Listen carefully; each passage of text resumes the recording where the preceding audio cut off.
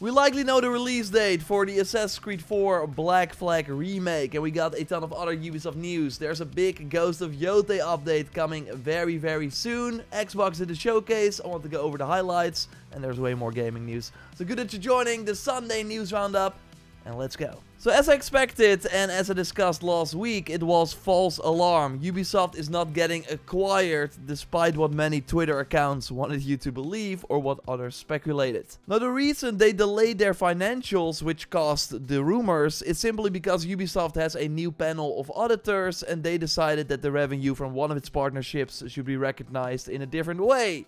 So not really important, but we did get a lot of interesting news from their financials now that they finally posted them. For one, they are ahead of expectations and even better than the same period last year. They are still losing money though, 160.3 million euros in the first 6 months of this financial year, but they expect to break even at the end of this financial year and then return to profitability from April 2026 onwards. The Splinter Cell Netflix show actually performed pretty well for them. Those previously mentioned partnerships are lucrative, so this is when Ubisoft lends their franchise to an external product, like a mobile game, so that mobile game can bring in new users. I saw a lot of articles claiming that Assassin's Creed Shadows specifically overperformed, but it's actually the whole franchise, including Shadows, that did. But I think overperformed is always tricky, because it's based on Ubisoft's internal expectations, so we don't know if they were realistic or not. From what I'm seeing, Shadow is not as popular as Odyssey or Valhalla post-launch,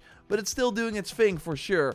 And it will be dropping on Switch 2 on December 2nd, which should help a bit as well. Now the bigger success story is Assassin's Creed Mirage, that now reached 10 million players, which a huge milestone for a game with around a 2-year-long development cycle and a much smaller budget than other AC titles. The Division 2 also got a shout out, which is positive because Ubisoft has a lot planned for that franchise, including a third mainline title likely in 2028, but Rainbow Six Siege is not doing as well. Their move toward a hybrid free-to-play model meant that way more cheaters now entered the ecosystem, who would have thought, and this is hurting the overall experience. Who could have seen that coming? But yeah, Ubisoft says that they know how to fix it, so they will do that. They want to release more updates more frequently, but overall you could argue that the big 2.0 Siege X launch did not go as well as they had hoped. Looking at the next few months, Ubisoft still plans to launch a ton of new stuff. Anno is already out and performing well, and Mirage of course just launched the DLC. Then we get the Avatar DLC, more on that in a moment because they launched new gameplay. And both Rainbow Six Mobile and The Division Mobile are also planned for the second half of their financial year, so before April 2026. And then there is the Prince of Persia: The Sands of Time remake. We already knew this was coming soon, but now it's confirmed again, and my prediction from last week was right. Insider Gaming confirms it's scheduled to release in mid-January 2026, with a proper reveal at the Game Awards likely on December 11th. It should look much better than the old trailer that I'm constantly showing, because this is all we get. But yeah, soon that will change. And releasing it early in the year also means that after that, Ubisoft can shift focus to the unannounced title that is on the list here. And yeah, that's of course the heavily rumored Assassin's Creed Black Flag Remake. Insider Gaming understands that this blacked out slot is indeed the Black Flag Remake, planned to release the week of March 23rd. Shadows launched on a Thursday, so I think March 26th is likely the launch day for the Black Flag Remake. Back in September, I made a tweet about how crowded March 2026 was looking and how the Black Flag Remake would make sense in that window. Well, seems to be happening. With GTA 6 now delayed, I do hope that Crimson Desert moves out of March to like April or May, because that game is easily 100 hours already and could be skipped by a ton of people if it drops in this packed month. And very selfish, that game will probably be 100 hours plus. Like, I want to just take my time with it. I don't want other games coming out, so fingers crossed it's launching in April or May.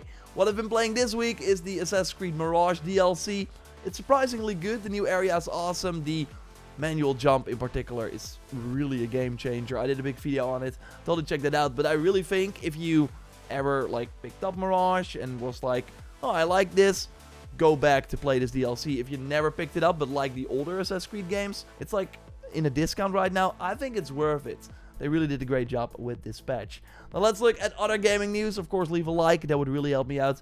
And subscribe, because we post one of these big gaming news roundup videos every Sunday. Time for quick shots, news stories I will go over quickly. Ghost of Yotei is getting a big update on November 24th that adds New Game Plus, brand new harder difficulty settings, a way to replay encounters with a scoring system. In New Game Plus you of course replay the whole game but with the unlocks from your previous playthrough, and just like in Tsushima there will be an exclusive vendor in New Game Plus that sells 30 plus new cosmetics, 10 plus new charms, 2 new armor sets, and there will also be upgrades for existing armor sets. And in the menu they show, we already see the Enter Legends mode option for the free multiplayer DLC that we know is coming in 2026. But with the menu option already being in the game after this November update, you would think that the Legends mode is not too far away, right? With Tsushima we saw it 3 months after launch. It launched at the same time as New Game Plus. Yotei is now getting New Game Plus 1.5 months after launch, so twice as fast. Again, Legends mode in January, that's what I hope. Also right before the big releases hit. Let me know if you'll be jumping into New Game Plus in the comments down below. Xbox did a partner preview showcase this week, and while the event was overall meh, a few games stood out. The highlight was totally Tides of Annihilation. Maybe you remember this game, it was first revealed at a State of Play earlier this year. Looks very impressive. It's inspired by Arthurian legends with a unique fantasy world, and gameplay centered around commanding spectral knights of the Round Table during combat. So this new boss fight they showed looks very impressive, but also kind of chaotic. I'm curious how overwhelming it will feel when we actually play it. We have still no release date, but I will keep you posted. So before the Xbox show, they teased that they would have a new look at 007 First Light. Well, this turned out to be a video about an Aston Martin that will be in the game after the young James Bond we play earns his number. So we will likely get to ride it later on in the game. But yeah, this short trailer was all we got, so hopefully they will reveal more soon. Vampire Survivors is getting a first-person spin-off called Vampire Crawlers next year. I like the description I saw from someone in the comments regarding the Supang gameplay, Fury May Cry, because that is what this is. We play a rabid swordsman fighting other animals. The environments look great, but I'm not sure about the combat yet. The light attacks kind of lack impact, but we will see. Cool showing overall. Hitman is getting an Eminem collab where you have to kill Slim Shady as a free mission on December 1st. Let me know if anything from this show was appealing to you in the comments down below. Ubisoft showcased a gameplay walkthrough of the upcoming Avatar DLC, dropping alongside the third movie on December 19th. And damn, I think it looks promising. It takes place in a new region where we will encounter the Ash Clan, meaning that for the first time we can fight Na'vi, not just RDA soldiers. Another twist, you play as Solak, not your custom character. And this allows Ubisoft to tweak the gameplay design a bit, because Solak is clearly stronger. We have more ways to instantly take out the mechs, and overall there seems to be a much shorter time to kill. The RPG systems from the base game seem toned down here, which I think will work in the DLC's favor. They are of course showing a ton of third-person gameplay, which looks significantly better. We can already play in third person on December 5th, that is when the free update with also New Game Plus drops, and then 2 weeks later this paid DLC will arrive for $25 and euros, so hopefully it's worth the price. Time for the rumor roundup, where I look at the biggest leaks and rumors of the week and rate it with stars. 3 being I believe it, and 1 being let's take this with a huge grain of salt. So 3 stars for the Ubisoft leaks I mentioned earlier. I totally believe the Prince of Persia mid-January release date and Black Flag on March 26th I think makes sense as well. But the one I want to highlight is Half-Life 3. The rumor that never dies. Some people think that with Valve now releasing new hardware, the new Steam machine of course I talked about last week, they want a system seller quote unquote as well, just like Half-Life Alyx was for VR. And there's a lot of smoke with multiple insiders saying that they heard that Valve plans to announce Half-Life 3 before the end of the year, but they don't know when.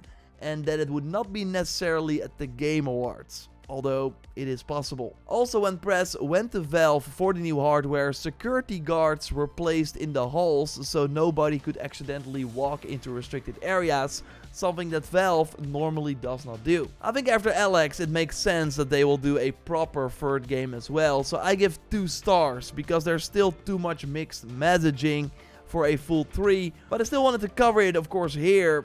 If this happens though, then just like with Silksong, another big gaming meme finally comes to an end. We got a big week if you're into the open world games that I love to play as well. On Monday we got the big Ghost of Yotei update I already talked about. I will be streaming New Game Plus and making a full video, of course, here on the channel. Then the day after that, on November 25th, the big Assassin's Creed Shadows update will drop, including a new Izu style mission and a crossover with rumors indicating that it will be Attack on Titan themed.